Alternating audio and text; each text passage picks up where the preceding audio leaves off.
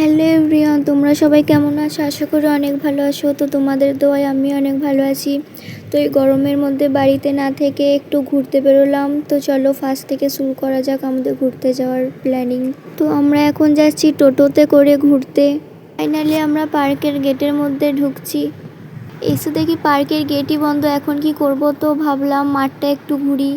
মাঠের মধ্যে এসে দেখি এত হাওয়া দিচ্ছে, তো ওখানেই আমরা থেকে গেলাম। তারপর সেখানে একটা দেখতে পেলাম বৃদ্ধাশ্রম। তো বেশি দেরি না করে বৃদ্ধাশ্রমের মধ্যে ঢুকে গেলাম। সেখানে দেখি অনেক গাছ আছে, সুন্দর সুন্দর গাছ। তো জুতো পরে ঢুকতে দিচ্ছিল না, তাই খালি পায়ে ঢুকতে হয়েছে। সেখানে অনেক হাওয়া দিচ্ছিল, বেশ ভালোই লাগছিল। অনেক বাচ্চারা খেলা করছিল, অনেক মা ছিল, অনেক গাছ ছিল, বেশ ভালো লাগছিল জায়গাটা, দারুণ লাগছিল। এই যে আমার বোনুরা সবাই খেলা করছে, জাস্ট আমার বোনই এত খোলামেলা জায়গা পেয়েছে, এত খেলা করছে, বাড়ি আসতে চাইছে না।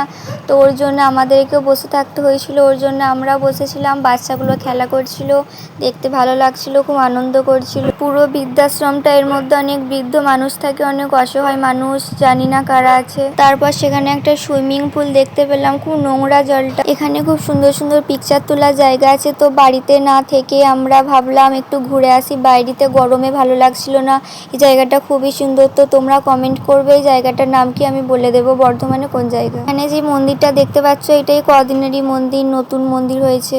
তারপরে বেশি দেরি না করে আরও একটা অন্য জায়গায় চলে এলাম। বাচ্চাগুলো খুব কান্নাকাটি করছিল যে আর একটু ঘুরবো, তো বেশি দেরি না করে আবারও চলে এলাম। তো এখানের জায়গাটা মোটামুটি বেশ ভালোই, খুব খারাপ না।